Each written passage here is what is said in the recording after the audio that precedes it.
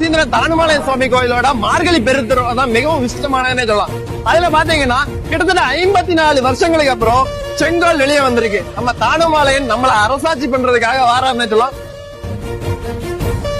செங்கோல் என்ற சொல்லு பாத்தீங்கன்னா செம்மை என்ற சொல்லில் இருந்தே வந்து என்ன சொல்லலாம். செங்கோல்னா என்ன? முதல்ல செங்கோலோட அர்த்தம் பாத்தீங்கன்னா துலாபாரம் போல அந்த பக்கமும் சாயாமல் இந்த பக்கமும் சாயாமல் மக்களுக்கு நடுநிலையாக இருந்து நீதிமான் போல நீதியை வழங்க வேண்டும். இந்த செங்கோலோட அமைப்பு பாத்தீங்கன்னா கிட்டத்தட்ட இருந்து அதோட மேல் பகுதியில பாத்தீங்கன்னா நந்தியம் பெருமாள் இருப்பார்னே சொல்லலாம். அதாவது அந்த காலகட்டத்திலே கிட்டத்தட்ட சோழர்கள் காலகட்டத்திலே கரிகால சோழனே இந்த செங்கோலை வைத்துதான் மக்களுக்கு நீதியை வழங்கியிருக்காருன்னே சொல்லலாம். இந்த செங்கோலை பத்தி பாத்தீங்கன்னா பல புராணங்கள்ல பல பாடல்கள்ல சிறப்பாக எழுதியிருக்காங்கன்னே சொல்லலாம். குறிப்பா திருவிளையாடல் புராணம், கந்த புராணம், திருக்குறள்ல வள்ளுவ பாட்டன் பாத்தீங்கன்னா கிட்டத்தட்ட 10 பாடல்கள் இந்த செங்கோலை பத்தி எழுதியிருக்காருன்னே சொல்லலாம். அது மட்டும் அல்லாமல் பாத்தீங்கன்னா சிலப்பதிகாரத்துல இந்த செங்கோலை வைத்து ஒரு கதையே இருக்குன்னே சொல்லலாம்.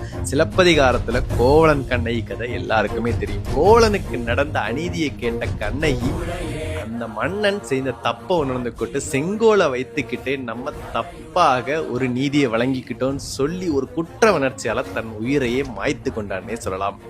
இளங்கோவடிகள் பாத்தீங்கன்னா அந்த தருணத்துல ஒரு பாடலும் அழகா எழுதியிருக்காருன்னு சொன்னோம். பல்வினை படைத்த கோலை மன்னவன் செல்லுயிர் நிமிர்த்து செங்கோலாக்கியதே.